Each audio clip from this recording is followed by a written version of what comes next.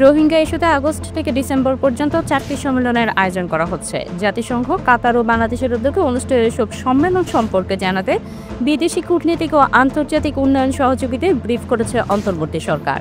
রোববার 17 August foreign service একাডেমিতে জাতীয় নিরাপত্তা উপদেষ্টা খলিলুর রহমান তাদের ব্রিফ করেন।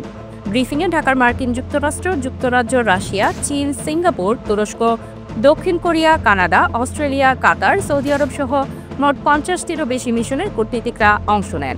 এরপর 30 সেপ্টেম্বর নিউ ইয়র্কে জাতিসংঘ সাধারণ পরিষদের ফাঁকে অনুষ্ঠিত হবে রোহিঙ্গা বিষয়ক উচ্চ পর্যায়ের সম্মেলন। আর কাতারের দোহায় 6 ডিসেম্বর অনুষ্ঠিত হবে রোহিঙ্গা বিষয়ক আন্তর্জাতিক সম্মেলন। রোহিঙ্গা ঢলের 8 বছর পূর্তি দিন 25 আগস্ট কক্সবাজারে অনুষ্ঠিত ওই সম্মেলনে প্রধান উপদেষ্টা ডক্টর মোহাম্মদ ইউনূস প্রধান অতিথি হিসেবে যোগ দিতে পারেন। সম্মেলনে কয়েকটি দেশের পররাষ্ট্রমন্ত্রী, রোহিঙ্গা বিষয়ক কয়েকজন আন্তর্জাতিক দূত, বিদেশে বাংলাদেশ মিশন এবং জাতিসংঘের বিভিন্ন সংস্থার প্রতিনিধিদের অংশ নেওয়ার কথা রয়েছে।